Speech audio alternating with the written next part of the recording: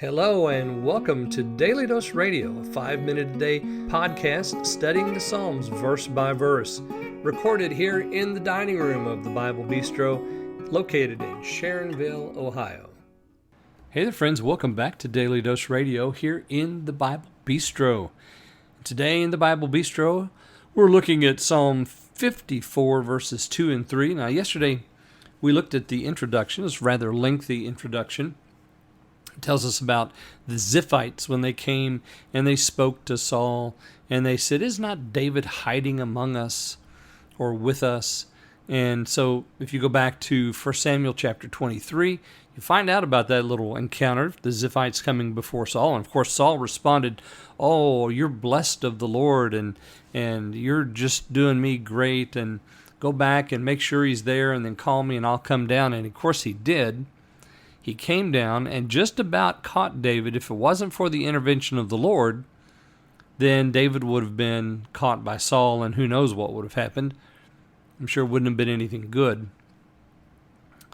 And so, honestly, Psalm 54 is very much a mirror image of what the Ziphites did. So the Ziphites came before Saul. David comes before God. The Ziphites said to Saul, "Isn't David hiding among us?" And David said, "Save me, O God, by thy name." So you see, the Ziphites are speaking to Saul. David is speaking to God. And this prayer continues. And he says here in verses 2 and 3, "Hear my prayer, O God. Give ear to the words of my mouth. For strangers are risen up against me, and oppressors seek after my soul. They have not set God before them, Selah." So the Ziphites said to Saul, "Isn't David hiding among us?" And then David says to God, "Strangers are risen up against me. Oppressors seek after my soul." Now, who do you think is going to win this contest? Are the Ziphites going to get rid of David by complaining to Saul or praying to Saul, asking him for him to come down and do a work to destroy David? Or is David going to win this contest by going before God and asking him to hear his words and complaining about the strangers that have risen up against him and the oppressors that seek after his soul? Of course they wanted David dead, and I'm sure that all Saul wanted was David's head. But the Ziphites probably wanted the rest. They wanted whatever David had in possession in his little mountain encampment. They wanted the goods, the people, the wares, the hardware, the weapons of war that David had. They wanted those things, and no doubt they would have, negotiated with Saul for that kind of thing. Now notice what David says there in verse 3 about the Ziphites.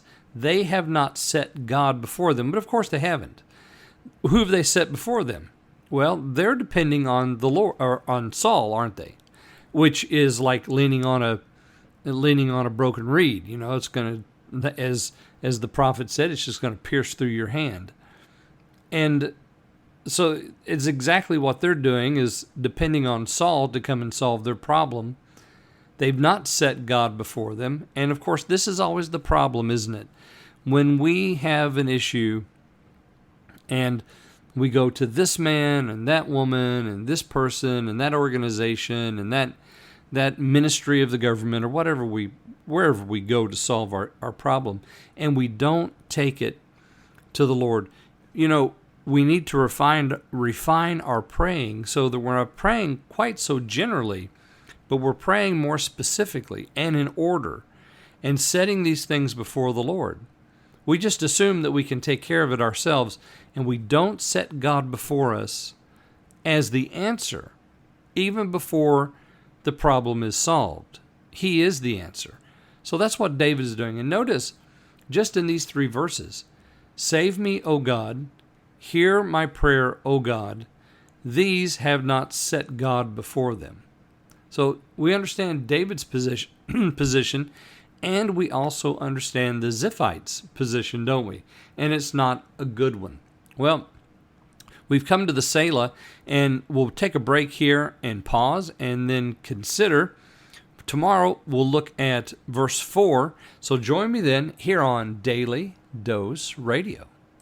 Thanks for listening to Daily Dose Radio. For more fresh and delicious Bible studies, podcasts, books, and more, check out the Bible Bistro online and on YouTube. Join me again next time for Daily Dose Radio.